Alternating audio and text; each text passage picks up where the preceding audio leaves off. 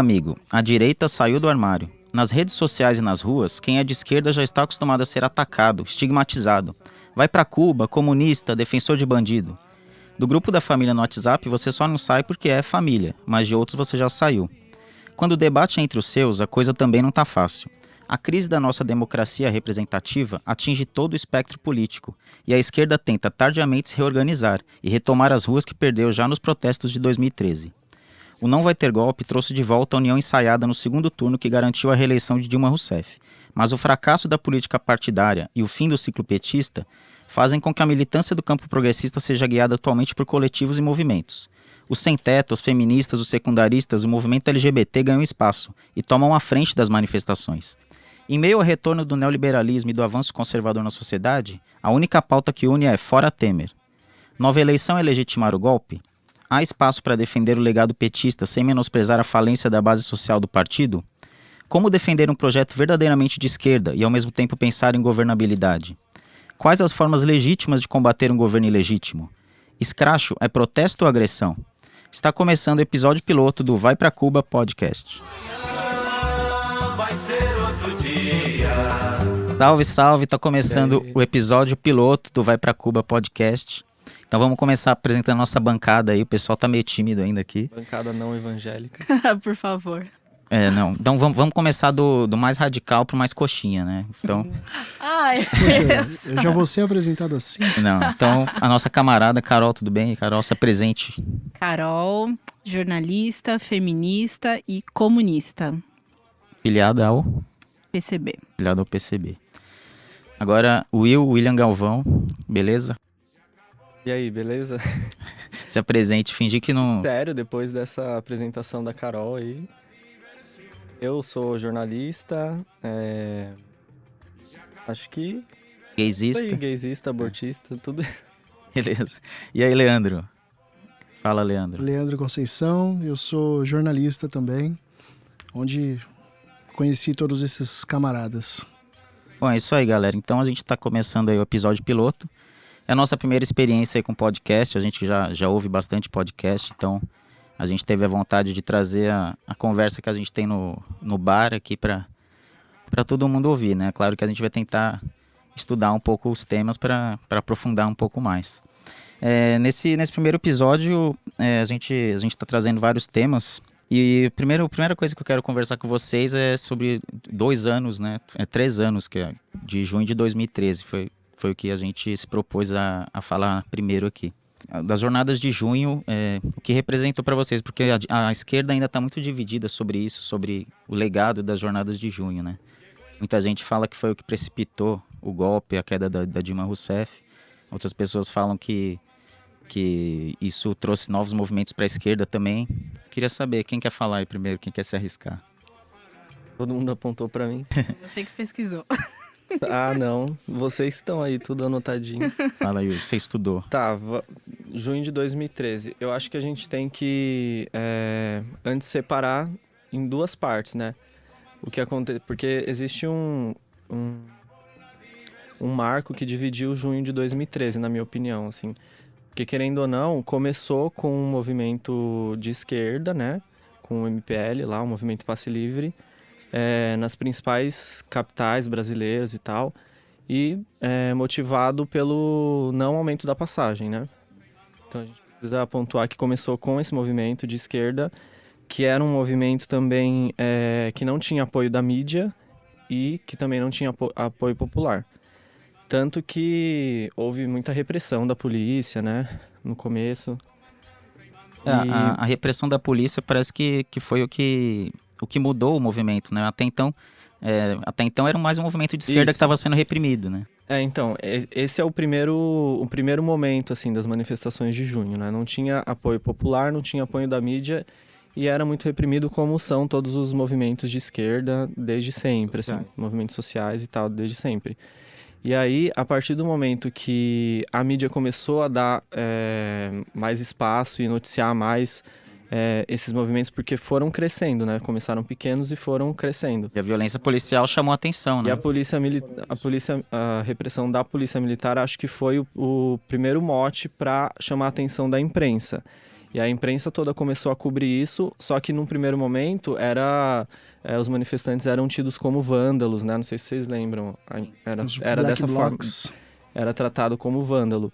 E aí, a partir do momento que os próprios jornalistas começaram a ser reprimidos nas manifestações, acho que o jogo começou a virar aí, né?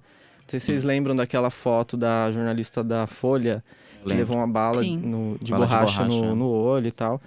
E aí, a partir daí, eu acho que a população também se juntou a esse movimento e a mídia também ficou do lado dos manifestantes. E foi aí que virou aquela esquizofrenia que a gente ia na manifestação pensando em uma pauta e encontrava diversas outras pautas lá, tanto da esquerda quanto da direita. E foi aí também que...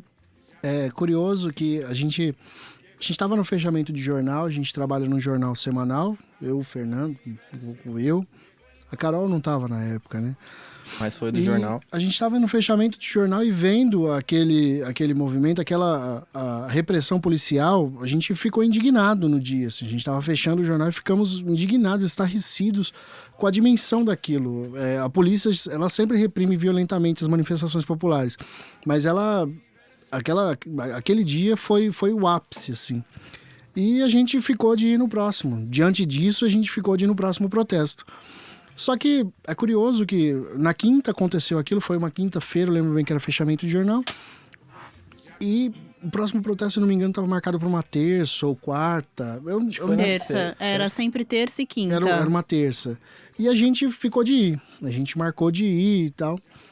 A gente começou a ver durante o dia, curioso como rapidamente foi mudando a cara disso. Porque na quinta teve toda aquela repressão e tal. E de repente a gente vê o Jabor falando que os protestos são válidos. A gente vê o pessoal Sendo que ele tinha falado que eram antes o vândalos. contrário, né? E um pessoal que geralmente critica as manifestações populares começaram a... Aí a gente começou a ver e tal, e um foi falando, pô, cilada, Bino. Tá estranho, né? Tá estranho. estranho, então, né? teve meio que um sequestro da pauta, né? Porque antes era a questão do transporte, da passagem e tudo mais. E aí depois, aquela galera de verde e amarelo na Paulista, Rebouças. Olha, deixa eu só abrir um parênteses corrupção. aqui. Na apresentação eu não me apresentei, né? É verdade, Que legal olha isso. só. Olha só. Então, eu sou o Fernando. Fernando, sou jornalista também. No Sou- caso... Não. Fala, você ia provocar. Eu sou o Fernando, sou jornalista, todos são, né? E não sou filiado a nenhum partido. Apesar da Carol falar que eu sou petista, mas não sou.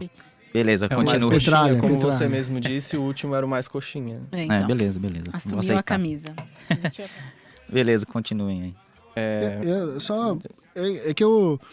Essa é a chave... Pra mim, esse momento, até hoje eu não consigo entender, assim. Eu acho que esse foi o momento chave, tá? Que de uma quinta-feira, entre uma quinta-feira e uma terça, mudou, assim. Eu sinceramente, tudo o que aconteceu depois é mais entendível, que aquele clima de indignação geral, mas esses dias, assim, eu acho que eu preciso estudar melhor, porque eu sinceramente não sei qual foi o start entre essa etapa, assim, essa lembro virada, desse dia. turnout, a virada, né? Eu lembro desse dia, dessa manifestação da terça-feira, eu fui, né? Essa foi a única que eu fui. Largo da Batata. A gente Começou desistiu. no Largo da Batata e tal. E eu também, eu tava vendo ali o que tava acontecendo pela internet, mas eu queria ver de perto mesmo, assim. E aí, chegando lá, eu vi gente defendendo Bolsonaro, gente defendendo educação contra a corrupção, contra as obras da Copa, né? Tudo, Misturou tudo, então virou uma bagunça. E eu acho que foi aí que a direita sequestrou a pauta e começou todo esse processo que a gente viu, né, desde as eleições de 2014 até agora, com o impeachment da Dilma Rousseff. Eu peguei uma definição que eu achei legal, da entrevista do sociólogo Laimer Garcia, né, na Caros Amigos. Ele deu uma entrevista legal. E aí ele define bem, né? Ele fala assim, detectei nessas jornadas uma reivindicação democrática por mais direitos, num primeiro momento, né? Mas elas vinham numa linguagem conservadora. A reivindicação era progressista, a expressão da reivindicação era regressiva. E aí ele fala de esquizofrenia. Ele fala disso.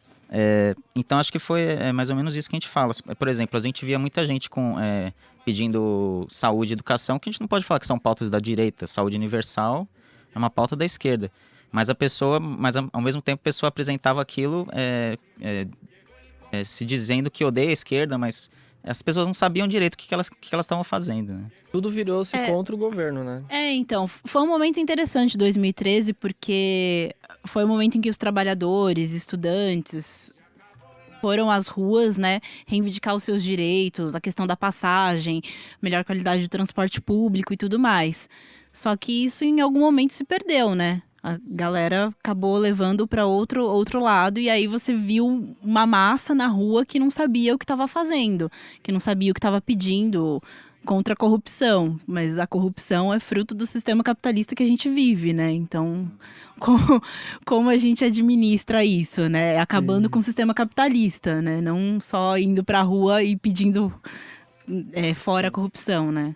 Você não pode falar. É curiosa, teve também a fase do sem partido, né? Quando começou a fase do sem partido, então, também mostrou É uma coisa interessante porque, né? assim, o MPL não é um movimento, é um grupo anarquista, então ele não tem partido, né? Então já começa por aí. Mas então, analisar isso. Mas ele é antipartido? Então, por ser anarquista, acho que acaba indo para essa linha antipartido. Não antipartido, mas eles não levantam nenhum tipo de bandeira, eles não têm uma liderança definida não também. Não tem uma liderança definida. Horizontal, horizontal. Eu acho que e aí, assim, essa é uma das chaves para entender também a esquizofrenia do momento. E aí os partidos, o movimento claro, sem líder, sem norte. E aí os partidos, claro, é uma pauta... transporte público, né? Então todo mundo foi para as ruas, os partidos com seus coletivos e tudo mais foram para as ruas. Mas é legal entender isso, que o MPL é um movimento anarquista. Que rachou, eu acho, né? Na verdade, alguns membros do MPL hoje foram para o movimento secundarista, que é o tal do mal educado, que puxou as ocupações das escolas ano passado e tudo mais. Eu acho legal, até comentei com o pessoal hoje que é uma análise de sociólogo de botequim, né? Mas a gente inserir isso dentro do que acontece no mundo, né? E aí eu tava lembrando, tem o geógrafo brasileiro Milton Santos, que eu já estudei, que a gente gosta muito. E ele falava da globalização como fábula, né? Então, assim, como a globalização prometeu uma coisa que não entregou, né? Então, por exemplo, isso a gente está vendo no mundo inteiro os reflexos disso. Nos Estados Unidos, a ascensão do Trump é isso, a globalização, que é a última fase do capitalismo, prometeu uma coisa e não entregou. Na Europa, a austeridade fiscal que a União Europeia impôs também traz toda essa bagunça que está na Europa, a insatisfação dos europeus, que muitas vezes eles pegam e culpam os imigrantes por isso. Então, eu acho que tem a ver, acho que não é uma viagem tão grande, acho que tem a ver com 2013 também, porque é uma insatisfação que as pessoas têm, só que, assim como está acontecendo na Europa e nos Estados Unidos, quem está conseguindo capitalizar isso é a direita, né? Então, na Europa, a extrema-direita, no Donald Trump também. Abriu um precedente, né? A partir do momento que você vai para as ruas, a galera da direita fala, opa, eu vou para a rua também. E aqui no Brasil, então, que a gente tinha um partido dito de esquerda no poder, então caiu tudo sobre as costas da esquerda. Então, até quem não é petista, mas é de esquerda, acaba sofrendo, que é mesmo que, como a gente falou no texto... Mas você acaba criando um inimigo, né? Tem a questão da fase também. PT, no caso. Tem a questão da fase. Eu não sei, o PT, pela construção da mídia e tal, mas tem a questão da fase, né? Fase histórica. Por exemplo, muitos dos que estavam indo pra rua, eles não viveram antes do PT estar no governo. Então, geralmente a gente tem, como jovem, assim, o governo tá me ferrando. Pode falar a palavra, não, o governo tá me fudendo. Pode falar, é livre aqui. Eu acho. É livre. O governo tá me fudendo, como o governo sempre fode todo mundo. A governo sou contra, né? Teoricamente, né? A gente que viveu os anos do governo Fernando Henrique, a gente vê a diferença nas políticas sociais, né? Manteve a base econômica, mas as políticas sociais, acredito eu, que sejam um diferencial. E a gente tem uma geração que não viveu o antes do Lula, né? Então a gente tem um monte de jovem que estava indo na universidade por meio do ProUni, que estava... Mas não, o governo... Existe um legado, né, do do governo do PT aí que Mas a gente não pode deixar de não lado pode- também, não pode descredibilizar, Mas né? isso é que eu acho assim, a revolta, pelo menos inicial, depois a mídia capitalizou, a mídia ajudou, mas eu acho que a revolta, eu não entendo a revolta como revolta contra a esquerda, ou a centro-esquerda, ou pra Carol, acho que a direita, né? Então, é que assim, o PT, nesses anos todos, ele fez uma política de conciliação de classes. Sim, sim. Então, assim, agradou os grandes empresários e aí tentou ali conciliar com a classe trabalhadora. Podemos chamar aqui de esquerda possível? Não, Social-democracia. A não, tentativa de social-democracia. Não. Social-democracia. social Mas, liberal. assim, só pra. Eu acho que não foi uma pauta contra a esquerda. Não foi assim, tava contra. É porque a esquerda Porque, estava no governo. por exemplo, um a governo questão- teoricamente de esquerda estava no governo. E o pessoal A se revoltou contra o governo. A questão, por exemplo, das universidades. Tudo bem, é você permitir acesso à universidade, né? Ao filho do trabalhador e tudo mais por meio do ProUni, do FIES e tal. Só que assim, muita gente entrou na universidade, essas pessoas estão se formando e a gente está numa crise medonha e não tem emprego para essas pessoas. Então, assim, Mas essas o que são que é- questões separadas. Não, né? não, mas uma coisa puxa a outra, entendeu? Isso não foi planejado. Vai formar essa galera toda, mas e aí? Tem mercado pra todo mundo? Mas é aquilo que eu falei, Não, de mas como... De como Você tá falando contra formar as pessoas? Não tô falando contra formar as pessoas, entendeu? Mas não tem um planejamento pra isso. Mas tem a ver com como o próprio PT também vendeu, nos anos que a economia estava indo bem, o PT vendeu de que o país já estava em outro nível que, na verdade, não estava. Que não estava, Esse é o problema. exatamente. Então, a própria classe média, quando ela vê que em 2013 o crescimento da economia já começou a não ser como antes, né? Porque o fim do ciclo das Antes commodities... até antes, né? Então, a classe média viu que não era aquilo tudo, que a economia já não estava indo bem. E ela se sente, que nem eu falei, como no mundo todo. A classe média, ela fica amedrontada e ela vai buscar refúgio em quem traz um discurso de medo, um discurso de que, por exemplo, ela se sente insegura. Então, ela vai no discurso de quem vai reduzir a maioridade penal. É o senso comum, né? É clichê, mas o medo e ódio de classe sempre estão por trás de tudo. O Leandro, ele coloca mais essa questão do ódio de classe. Eu acho que eu coloco isso bem em segundo plano. Para mim, assim, é a economia que... Não que não exista, né? Porque nos anos do Lula, o ano que o país cresceu 9%, você não via tanta gente reclamando de ter... Cara, mas Então, não tem vinha os tanta vídeos, gente né? reclamando, mas assim, tipo, ele deu uma coisa que as pessoas queriam. Tipo, ele deu a possibilidade das pessoas consumirem mais. E assim você vai entrando naquela roda do capitalismo e vai alimentando aquilo e vai virando uma bola de neve, Mas entende? O ódio de classe, eu acho que ele se manifesta, por exemplo, a gente procura fácil, a gente acha fácil vídeo de um advogado, ele tava de chinelo no aeroporto. Não, a gente uma vê casos, claro. E eu acho que isso são os casos extremos, mas que ele tá ali. Algumas vezes se Não, a gente manifesta, vê, mas ele mas, tá... mas assim, falando de 2013, tinham pautas ali que são pautas legítimas. Porque o governo promete, tá na Constituição, que vai ter saúde universal. Então, uma hora as pessoas querem aquilo, entendeu?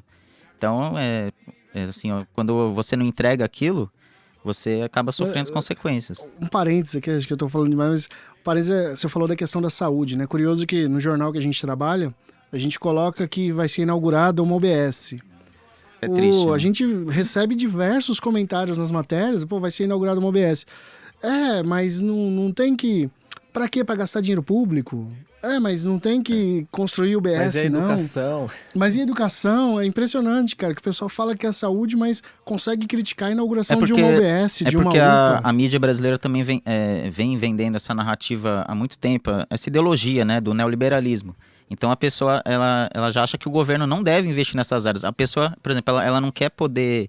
Ela quer ter um emprego para pagar uma escola particular para o filho. Ela não quer que o governo faça escolas. Ela quer ter plano de saúde. Então a mídia vendeu o neoliberalismo pro brasileiro médio, o brasileiro tem isso na cabeça. Né? As pessoas não acreditam que o serviço público ele pode ser bom, né? Tudo bem, o serviço público hoje no Brasil é uma bosta, né? Só não acreditam que pode melhorar. Mas elas não acreditam que pode melhorar. Por exemplo, em Cuba é tudo público e é tudo maravilhoso. Ninguém passa fome, ninguém morre de frio na rua. Sabe? Então, eu assim... acho que um pouco menos, mas... mas... Um pouco menos um também. pouco menos, Mas- bastante menos. Não, mas mesmo assim, lá você não Mas eu vai ver... entendo a base Você que não você vai falou. ver ninguém morrendo de frio na rua, passando fome. O básico a pessoa vai ter. Então, as pessoas não acreditam muito nisso, sabe? Galera, vamos... Vocês querem fazer conclusões sobre 2013? Senão a gente vai ficar que nem a gente falou quando a gente fez a pauta, né? Senão a gente vai ficar nesse tema Eternamente. o podcast inteiro. E tem, pro pessoal não pausar aí o podcast, tem a entrevista do Ciro Gomes que o Leandro fez. Na verdade, não. na verdade era A uma... Carol participou também. A Carol uma também, né? coletiva, Era uma coletiva, mas só vocês perguntaram. Então foi vocês que fizeram a entrevista. Então vocês querem fazer conclusão. Conclusão de junho de 2013 é difícil, mas considerações finais sobre junho de 2013. Vai, Carol. Difícil.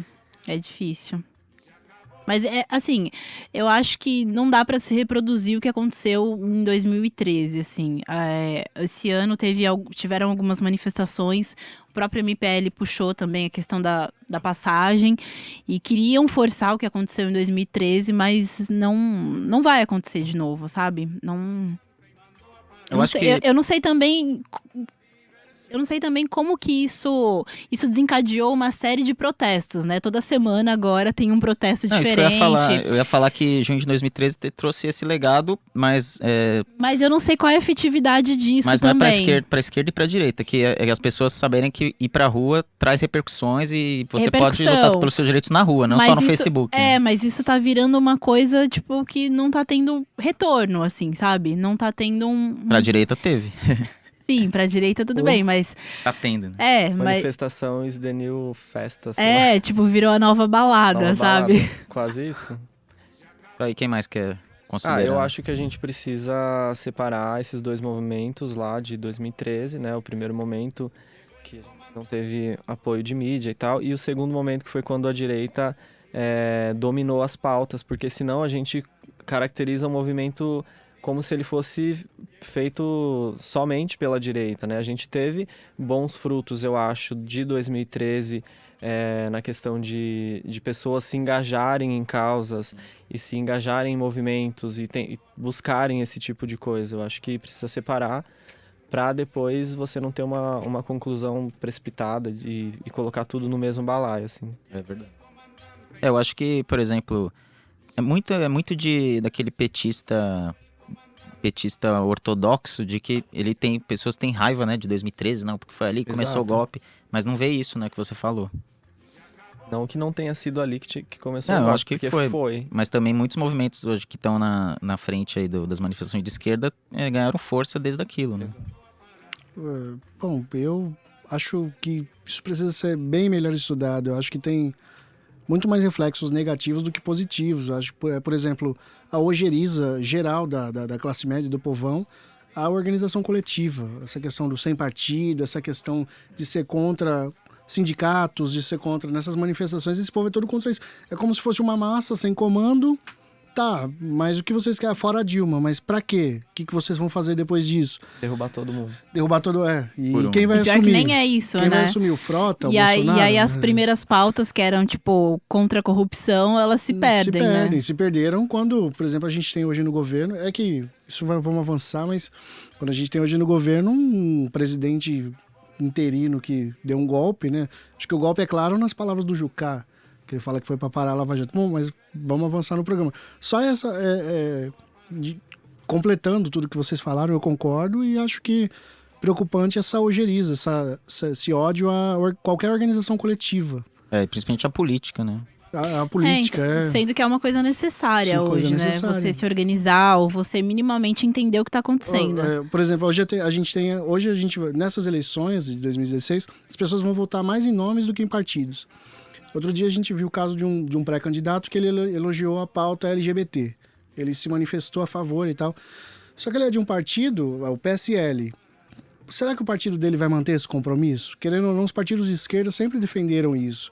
Essa questão, eu vou votar na pessoa e não vou votar no partido. Mas será que na hora H ele vai manter o compromisso, as bases do que o partido dele... É como os partidos não representam mais ninguém, né? Então, exato, até porque aí fica aquela coisa... A Dilma também prometeu coisas e, né?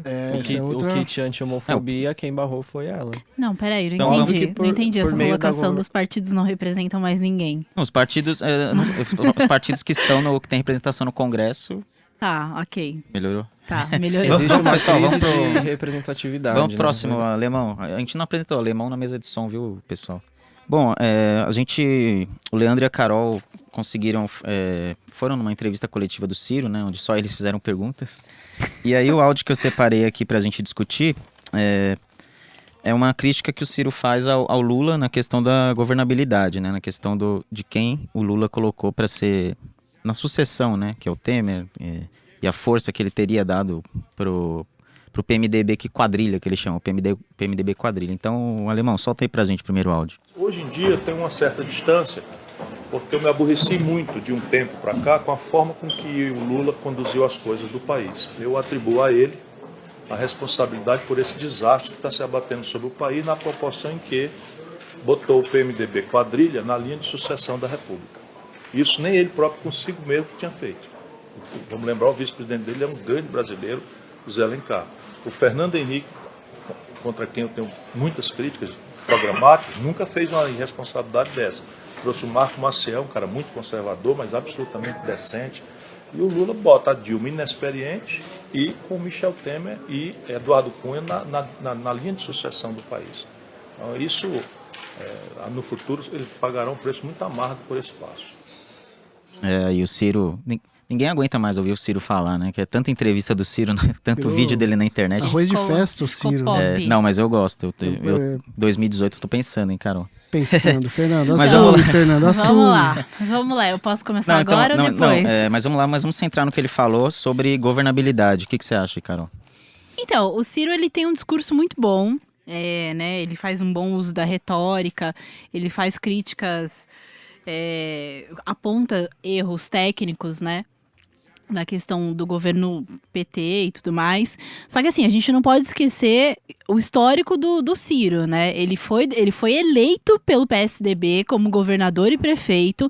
Ele não tem nenhuma afinidade com movimentos sociais, nenhuma afinidade com o MST, com os movimentos sindicais, nada. Então, assim, é legal o discurso que ele tá fazendo, ele tem conquistado boa parte da galera petista que tá descontente, mas a gente não pode deixar de esquecer isso. É um tipo de marketing dele, né? É um ele tipo quer de ser a nova marketing, esquerda exatamente. possível. A nova esquerda possível, mas ele não tem nem nada com a esquerda, assim. Tipo, não é a esquerda. É importante deixar isso claro.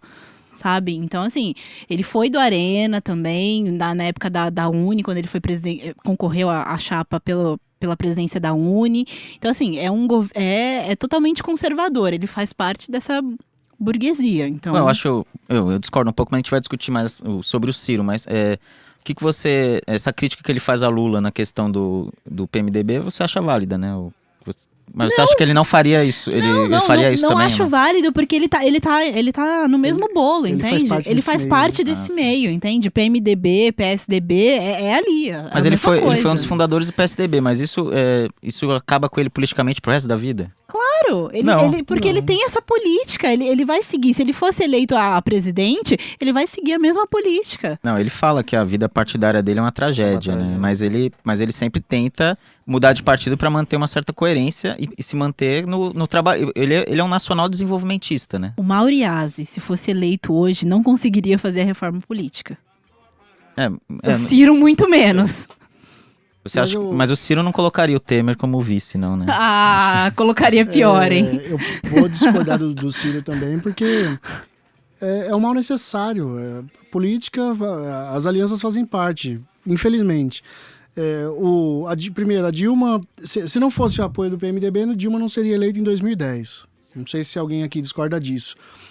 Querendo ou não, o PMDB é um partido importante, um partido gigante, tem sua história, lamentável história, mas tem sua história. E era um apoio importante. O PT, a Dilma não era o candidato natural do partido. Derrubaram 1 a 1, né, os candidatos à sucessão do Lula, que eram Dirceu, Humberto Costa, quem mais? Até o Tarso Genro chegou a ser cogitado na época. E foram caindo, né? Foram sendo derrubados, caindo por erros que cometeram ou não cometeram, isso vamos discutir, mas... Esse é outro podcast. Mas, enfim, foram caindo. A Dilma não era candidata de sucessão. Foi o nome possível. E precisou do apoio possível. E o apoio possível, infelizmente, é o Temer vice. Eu acho muito pragmática essa noção. Mas você tem um pouco de razão. Por exemplo, eu estava lendo a biografia da Dilma, né? Que a vida quer é coragem, né? E aí fala de 2009, quando o Lula colocou ela para suceder, e assim, o PT tava surfando no poder naquela época, assim, o PT tinha um poder imenso. O Lula tinha 70%, 80% de aprovação. Quem ele colocasse, né, Seria eleito. seria eleito. E a Dilma foi colocada como a mãe do PAC. Realmente ela é uma grande gerente. A Dilma é uma grande gerente.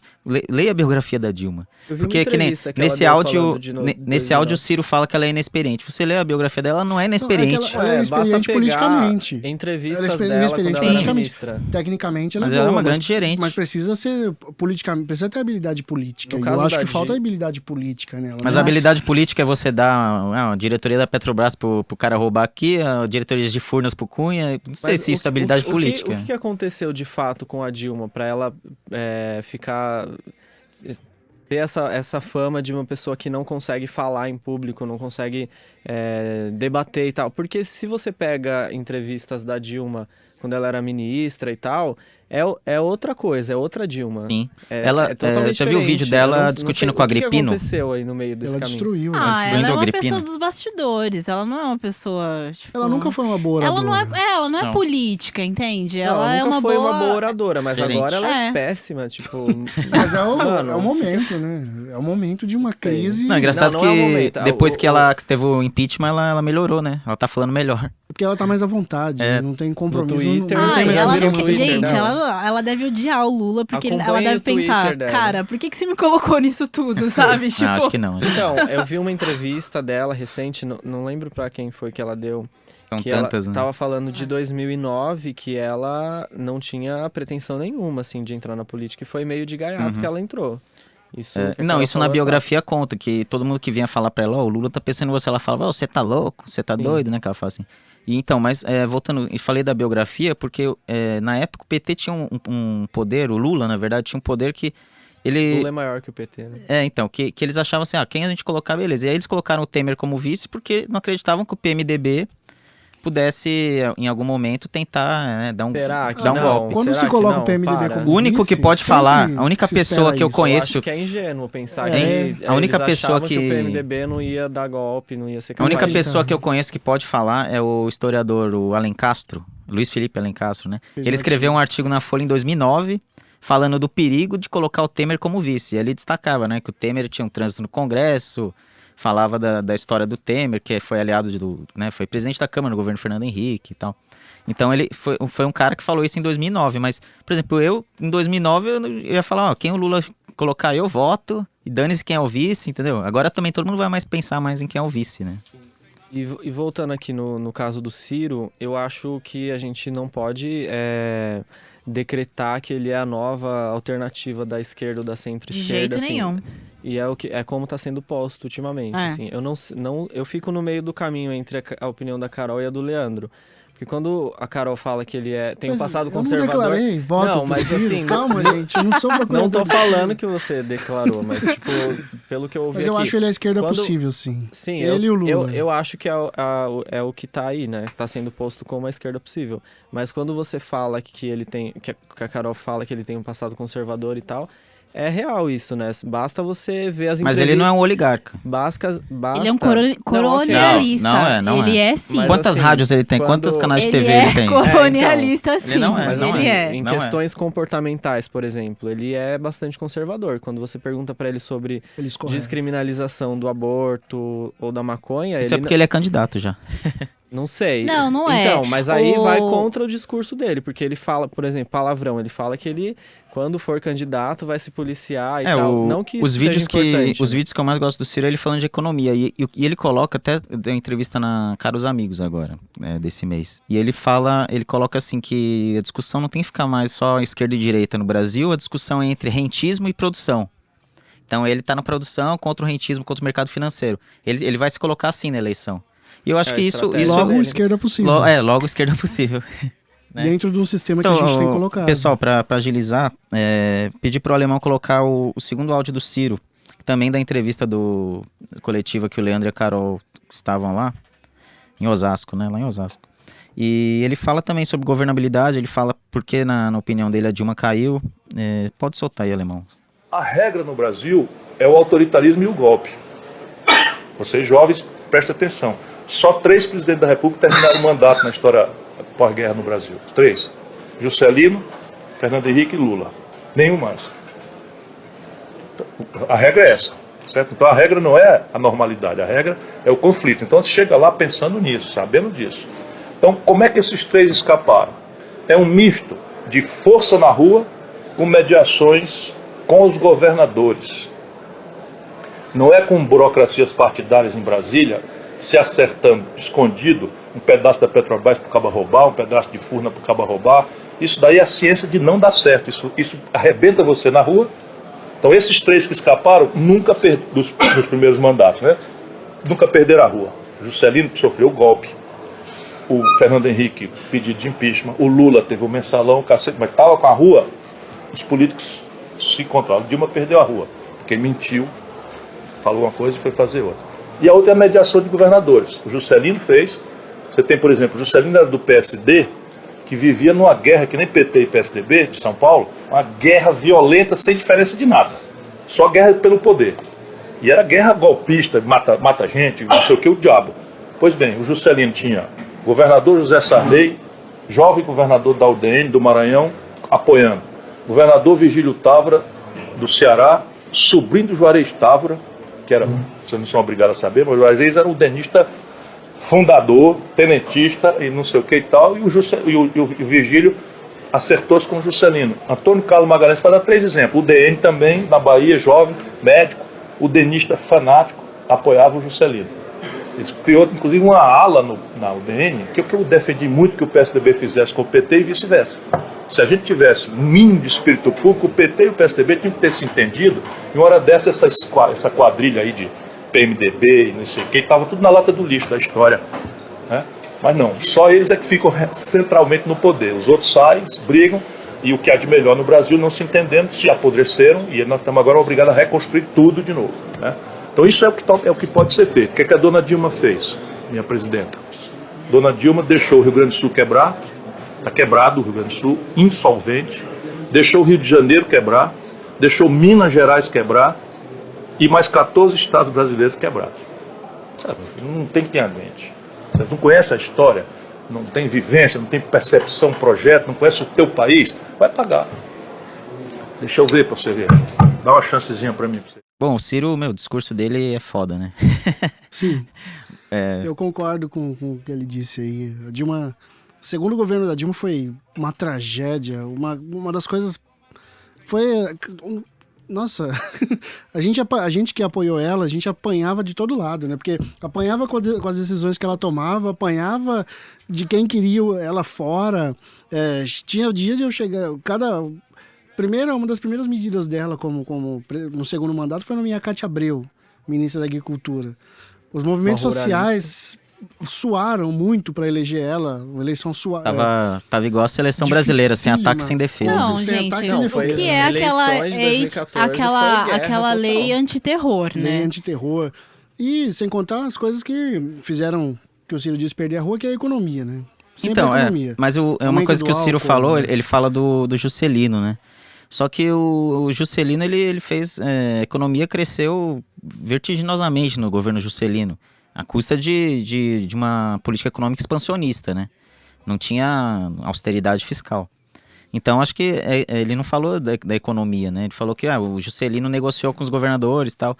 O Juscelino tinha rua, mas o Juscelino tinha crescimento econômico, entendeu? Então, acho que isso é sempre a economia, né? Economia o que manda, ela perdeu a rua pela economia, cara.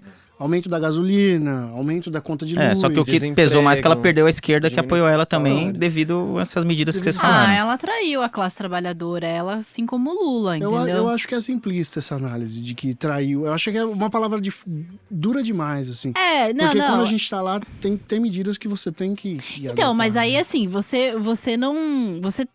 É uma traição, porque assim, a galera que te elegeu, você tá tirando todos os direitos, essa lei antiterror que criminaliza os movimentos sociais. E o nem que é vacatuça, né? Não vou mexer em direito nem que a vaca tussa. Exatamente. No caso da Dilma, eu acho mais Exato, coerente. e ela mexeu, entendeu? Mexeu Então, em- assim, é uma traição. Eu encaro como uma traição. Você tá tirando todos os direitos da galera que te elegeu mesmo, sabe? Que foi pra rua e que continua na rua pra tentar te defender. Eu sei que, assim, É hoje porque tá... o que tá por aí, o que tá por vir é bem Exato, pior. eu sei que assim, é difícil, você defende o PT, a galera que ainda defende o PT hoje, mas tipo, aí vem amanhã eles escorregam, sabe? Então, Quando eu tava fazendo campanha pra Dilma na reeleição, o meu pai, que foi um petista, né? Foi um petista que me levou em comício do Lula, década de 90. Ele falou assim: Fernando, você vai se arrepender. E eu falei, não, né? Tentei contemporizar. Aí ele falou isso pra mim. Você se arrependeu? Não, eu não me arrependi porque... A opção era o Aécio. Porque primeiro Então, isso, mas porque política, se você tenta votar na esquerda possível, você não quer ficar numa utopia pra sempre, você cai nessas coisas. Mas eu acho interessante falar da reeleição, a gente colocar como o marketing político prejudica as campanhas, né? Por exemplo, o João Santana ganhou milhões no exterior lá do PT pra fazer a campanha da Dilma. Então, e a Dilma, na campanha, várias coisas que ela falou ali, ela não acreditava e o marketing político faz ela falar, né? Por exemplo, não vai ter tarifaço, não tem crise internacional já passou. Várias coisas que ela podia ter falado a verdade na campanha e mesmo assim talvez teria ganhado, mesmo falando um pouco mais da verdade. Só que ela, na campanha ela acabou se configurando estelionato eleitoral, mais ou menos o FHC em 98 para se reeleger, né? Que aí em 99 explodiu o real, explodiu toda a política econômica, teve que ir no FMI. E aí, na época, até o PT pediu o impeachment dele, né? E o Sim. Michel Temer que arquivou. Exato. Ou seja, a história, né? A história dá voltas. Mas é isso. Tem mais um áudio do Ciro aí, ó. Mas esse é dele na PUC. É um vídeo que tá rodando bastante na internet. Já rodou, né? Que ele fala sobre a questão de novas eleições, né? Porque a esquerda agora... Tem uma parte que defende novas eleições, outra parte defende plebiscito, outra parte defende volta Dilma e a Carol defende revolução greve geral. armada. Não, greve geral. Greve geral. Greve geral. Então, solta esse áudio do Ciro aí, o alemão. O marinismo de propor eleições gerais agora, minha querida amiga Marina. Isto é muito charmoso, é bem da Marina. É muito dela. É extremamente charmoso. Mas, Houston, we have a problem.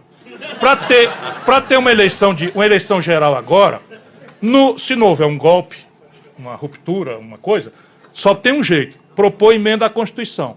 Para ela passar, ela tem que passar em 3/5 da Câmara, que é propriedade privada do Eduardo Cunha, que vai, inclusive, votar a favor do emenda para fazer o charme da Marina seguir prosperando entre os jovens incautos do Brasil e os velhos descuidados, né? Eu já não posso ser nem uma coisa nem outra.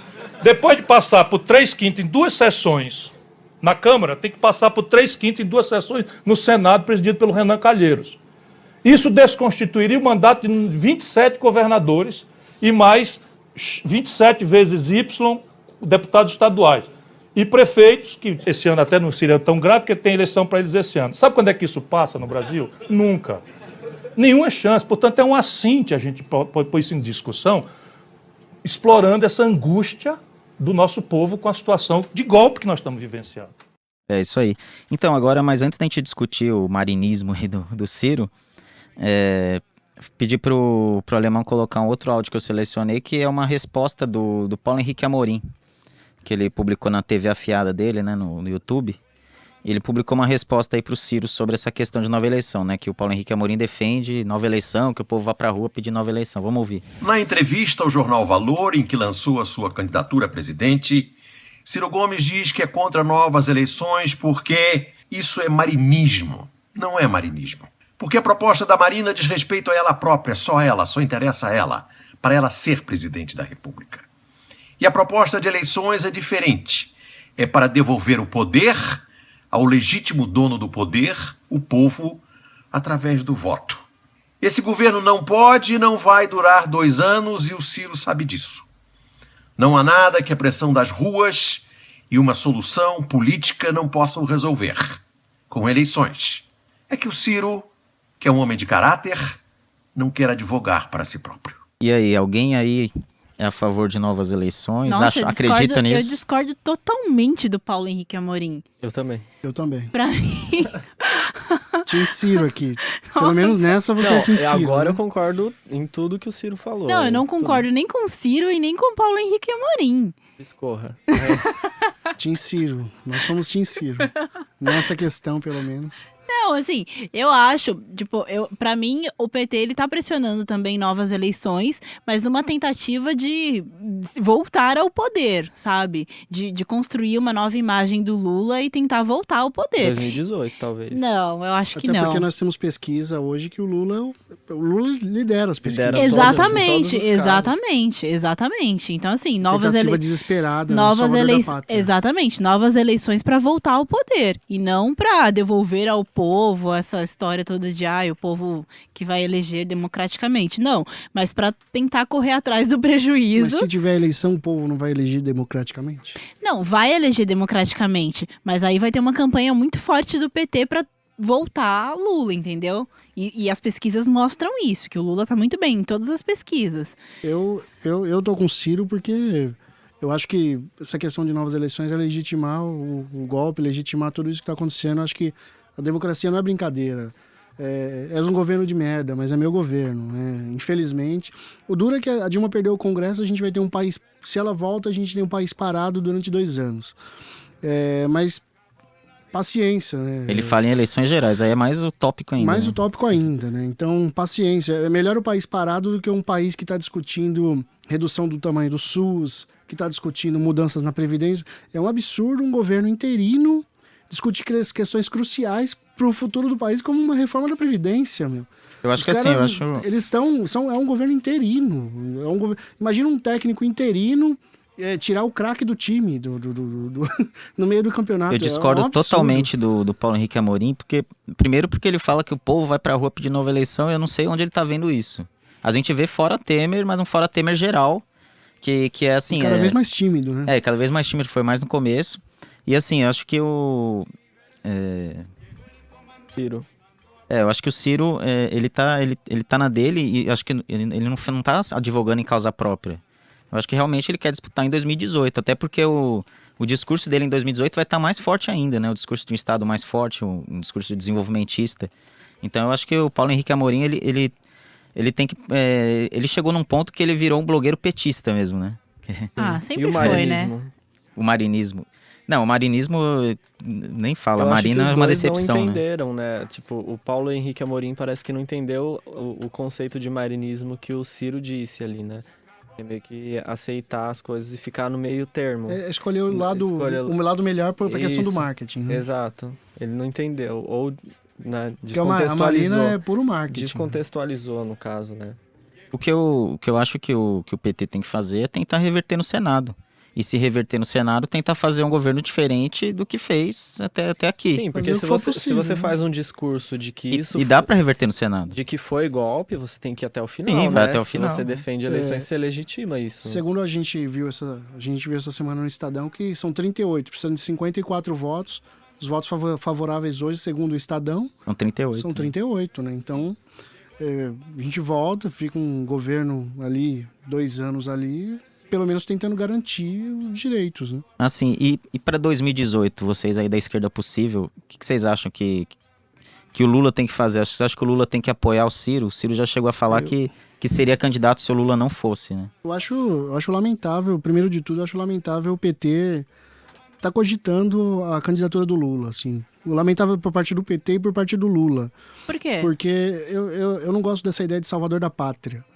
Entendeu? Eu acho que se não construir um novo nome, paciência, o partido tem que apoiar alguém de algum aliado, chega, entendeu? O Lula foi importante, ele tem seu legado, mas eu acho que tem que ser superado.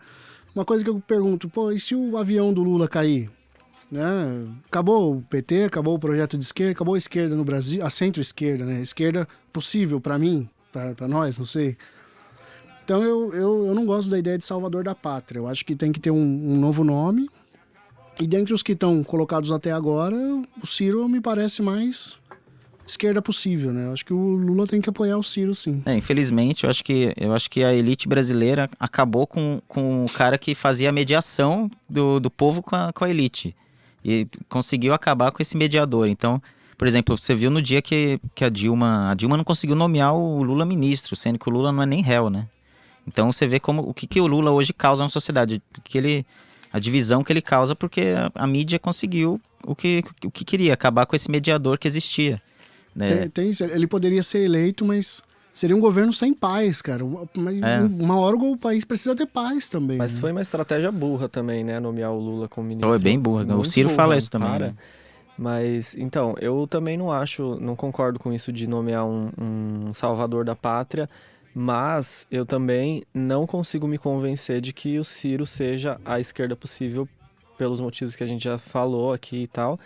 Mas, ao mesmo tempo, pensando racionalmente e friamente, sem idealismos fantásticos aí que a gente costuma ter, eu acho que é a alternativa, mas sabe? Quanta gente sem esperança, né? Que merda esse pensamento nosso. Quando você fica ali. A Carol é a única que tem esperança. Não, é que vai ficar esse rodízio de políticos conservadores, entende? Então, mas é complicado, né? Porque o que pode ser feito se não for o Ciro também? Não vejo que o brasileiro me parece conservador. Quem que o PSOL vai lançar? A construção do poder Será popular. Será que vai ser a Luciana Genro? Espero que não seja a Luciana Genro. Se não for, talvez eu até pense em votar. Luciana eu gosto da Lu.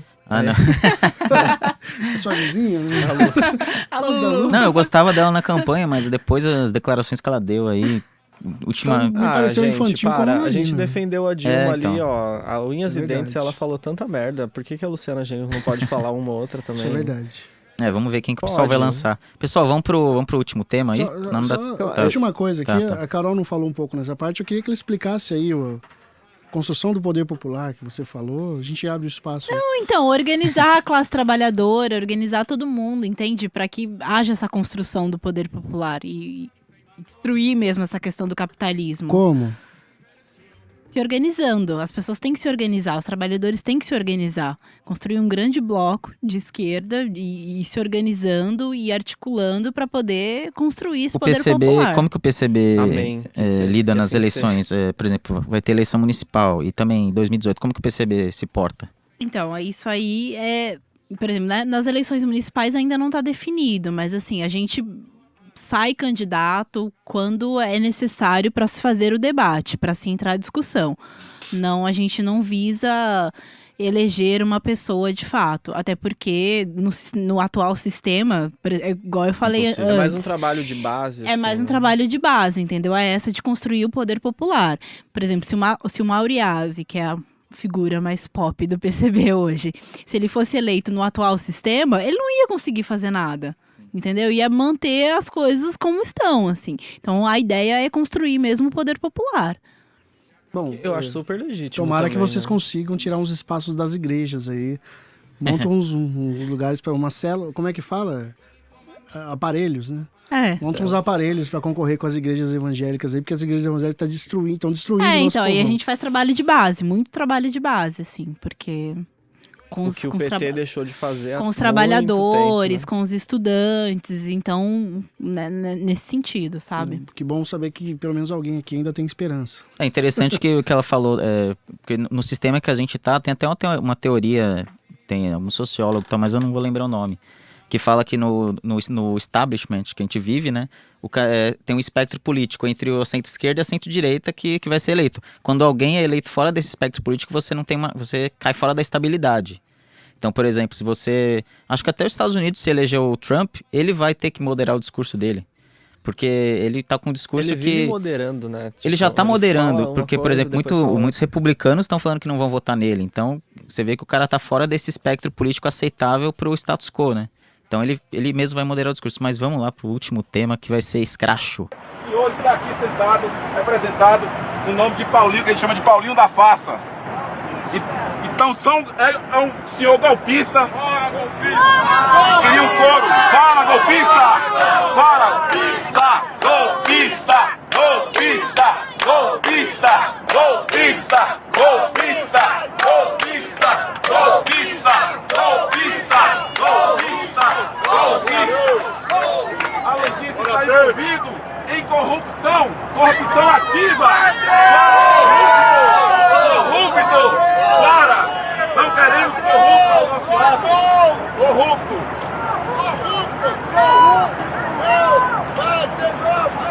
Represento a central sindical que afronta os direitos dos trabalhadores.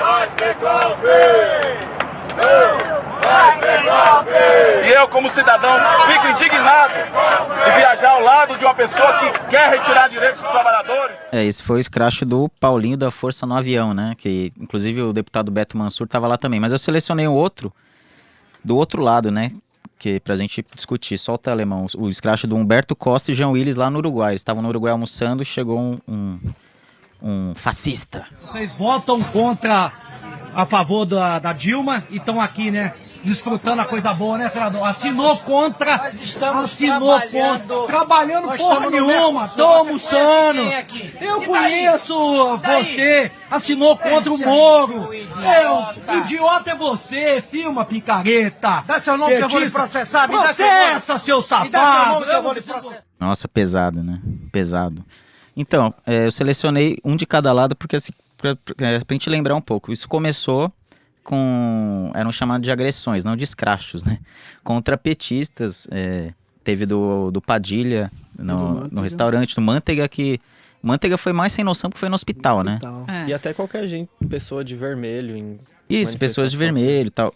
E agora a gente tá tendo os escrachos. O escracho começou a ser chamado pela esquerda, principalmente aquele movimento Levante Popular, que batizou isso de escracho e começou a organizar. Então várias figuras já foram escrachadas, eu ia selecionar, mas são muitos. Então José Aníbal, recentemente o Bolsonaro, hoje teve o Eduardo Bolsonaro, que é o filho, o Bolsokid, né? Bolsominion. Muito infantil essa direita. Isso tá tendo agora dos dois lados, e ficou essa discussão na esquerda agora, se isso é válido. Então, todo mundo, quando a gente discutiu a pauta, estava em dúvida sobre isso. Quem quer dar opinião aí? É válido escrachar? Posso falar? Bom, quando teve do Manteiga, uma atitude fascista. Uma coisa é a disputa no campo das ideias, a outra é a perseguição do cara num momento particular dele. Teve a do Manteiga fascista, quando teve a do Padilha fascista, quando tem a do Jean Willis e a do fascista. E eu acho que fascista, assim, a gente chamou de fascista, a esquerda chamou de fascista. E agora, contra o Paulinho da Força, eu não acho ser correto também. Eu acho uma atitude de perseguição por um pensamento político. Ah, mas ele está apoiando um golpe. Tá, beleza, a gente julga que é um golpe. Mas nem todo mundo julga que é um golpe. Não são para todos que é um golpe. Igual falam, impeachment tem brecha legal. A gente discute, nós concordamos aqui que é um golpe, que é uma atitude antidemocrática esse governo. Mas nem tem gente que acha, que acredita mesmo que não é um golpe. Não estou participando de um golpe. Derrubei um governo que não respondia mais Eu tirei um governante que não respondia mais aos anseios do povo. E a gente não pode perseguir ninguém na sua... ser irresponsável na sua intimidade. Sem contar que esse caso do Paulinho no avião, ele podia causar uma briga generalizada ali e derrubar o avião. Eu acho que foi... Não tinha decolado. Não tinha decolado ainda. Que bom. Porque eu acho que foi... Eu acho irresponsável, sabe? Se tivesse, dava pra jogar o Paulinho, né? Você tem paraquedas, Paulinho? Mas eu acho que existe... Só pra concluir, quem... Porque... ele é fascista, ele é golpista, ele é corrupto... Mas ele não tá preso, entendeu? Quem somos nós para falar quem é corrupto, quem não é? A gente tem um sistema judiciário que a gente pode discordar muito dele, mas que a gente tem que respeitar, né? O Renato Rovai, ele escreveu um artigo falando que se é golpe, se a gente acredita que é golpe, o escracho é válido. Então tá, se eu acredito que o Lula é ladrão, eu tenho que escrachar o Lula e a família dele. Se eu acredito que a Dilma rouba, eu tenho que escrachar a Dilma e a família dela. E eu acho que não, uma coisa é a disputa no campo das ideias, outra coisa é a disputa, a perseguição no momento íntimo, no momento privado. Eu acho um pouco agressiva essa questão do escracho e fico em dúvida sobre a efetividade dessa ação, sabe? Eu acho que a pessoa fica com mais raiva, dependendo da situação, e não tem uma ação efetiva de fato, sabe? É só, tipo, a pessoa tá com raiva naquele momento, falou o que queria. Chega a ser infantil. Chega a ser Que infantil. legal, eu falei que ele é fascista tipo, na cara fala dele. um palavrão, sabe? Você é um bosta, vai se fuder e tal, não sei o quê. E não tem efetividade nenhuma, entendeu? Você é um bosta, bosta é você. Entendeu? Briga de bar. Exatamente, briga de bar, briga de escola, sabe? Briga de impopular, rua. impopular também. Exato, então assim, eu acho muito hipócrita isso, tipo, se é golpe, então o escracho é válido, sabe? Se tá do nosso lado... É escracho. É escracho. Se tá do outro lado, é agressão, é fascismo e tudo mais. Não. Então, assim, claro que assim, umas pessoas tipo Bolsonaro, a gente quer que morra. Mas... Aí. Já teve um porém. Já. Calma. Mas sempre tem os mas, né? Mas o mas não pode existir. Não, mas assim... Eu acho que tem que ter um mas. Eu vou fazer um mas aqui. Mas eu acho que não é efetivo, sabe? Essa questão do escracho. Eu acho que não é válido.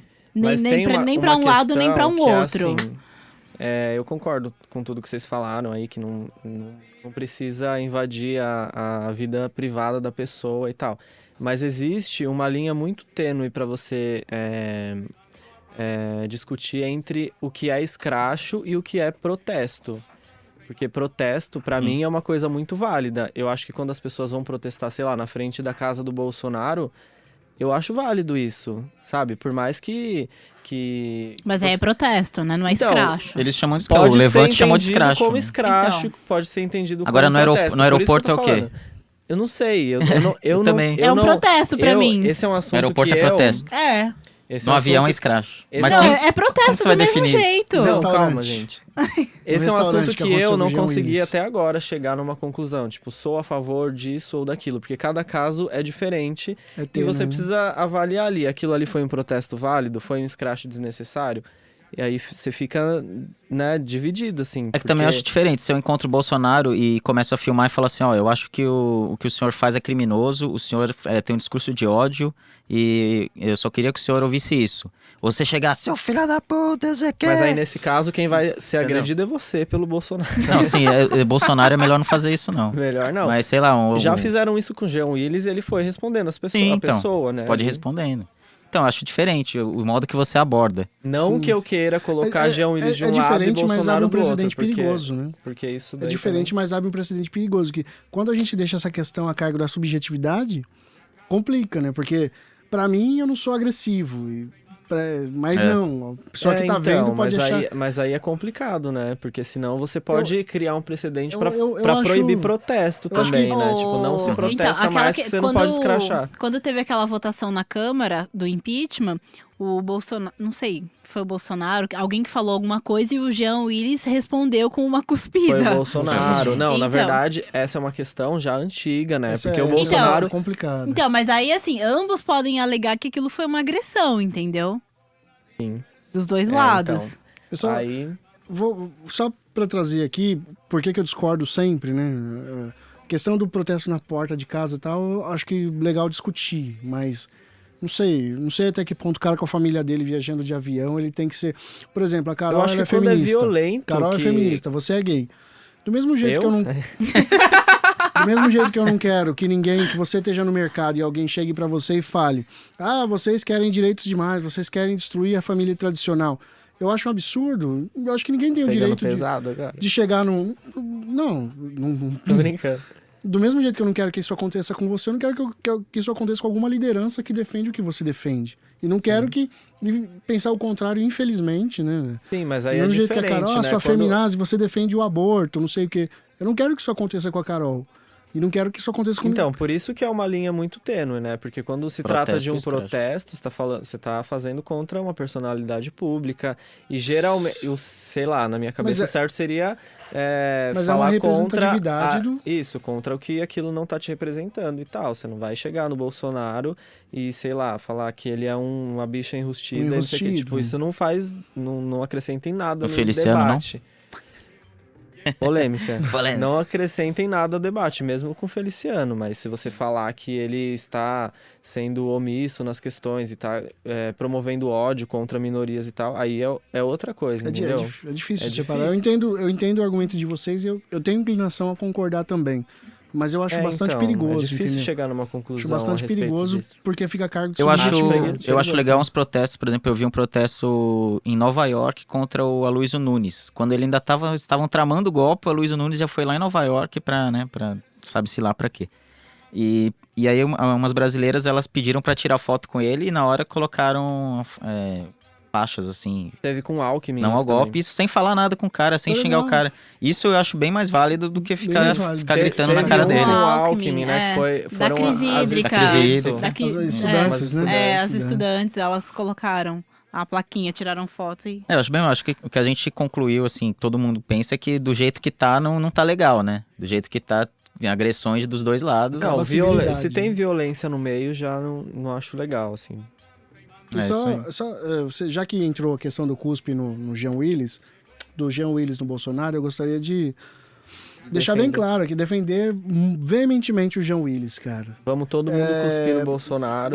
Não, foi todo mundo o que eu cuspir no falei no Bolsonaro, começo. mas- Claro que assim, umas pessoas como Bolsonaro a gente quer que morra, Não, mas sabe? ó, Mas, existe um ah, contexto da cusparada que precisa ficar claro ali. Sim, claro. Se você pegar entrevistas com assessores do... Tem uma entrevista naquele... Pode indicar outro podcast, assim?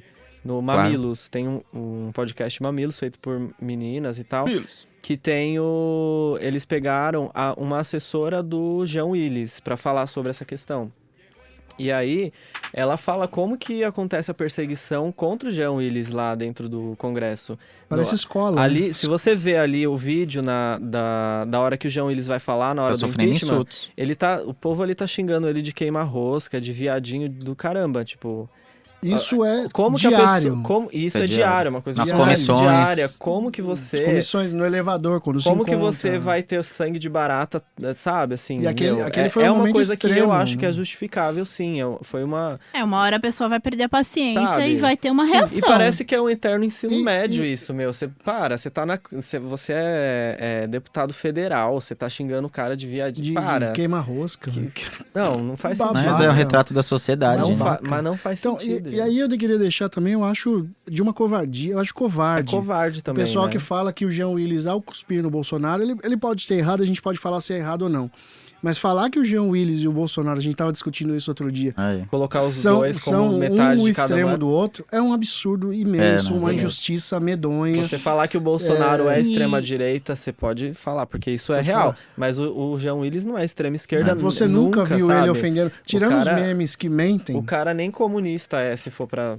E sabe? detalhe, né? Eu lembro que na época da cusparada, a cusparada ganhou mais visibilidade na mídia do que o Do que o Bolsonaro Bolsonaro falando do torturador. Ustra, sabe? Que é Sim. um cara que torturou, enfim, sabe? Colocava vagina, Ele- colocava rato na vagina das mulheres e tudo mais. Foi um monstro e isso não teve visibilidade nenhuma na grande Agora mídia. tá tendo, né? Que foi aberto um processo no Conselho de Agora, Ética. mas quanto né? tempo faz, entende? na Pessoal, época, sinto nada. informar, mas o nosso tempo estourou. Nosso tempo estourou. Ah, O droga. alemão vai cobrar hora extra em cerveja.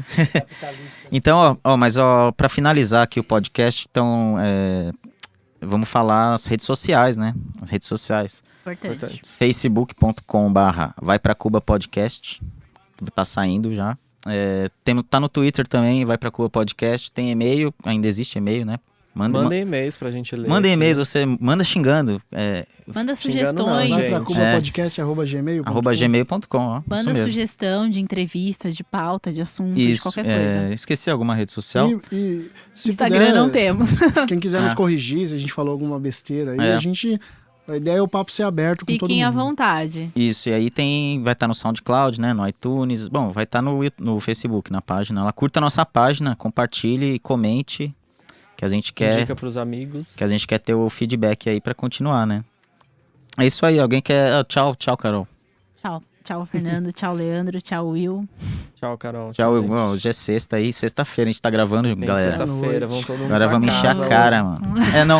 É que a Eu gente- não bebo. todo mundo quer encher a cara, só que é dia 1º e todo mundo recebe dia 5. Tudo jornalista, então. Fernando vai ferrou. pagar a bebida aqui, ó. Eu no pago, cartão de crédito. Jornalista pendura. Daí a gente discute a próxima pauta já. Jornalista Fechou? pendura. Fechou. Próxima Vai pauta. pagar, querido. É isso aí, galera. Valeu, tchau, valeu. Vai pra Cuba, podcast episódio piloto, tá gravado. Até a próxima. É nóis. Vai pra Cuba!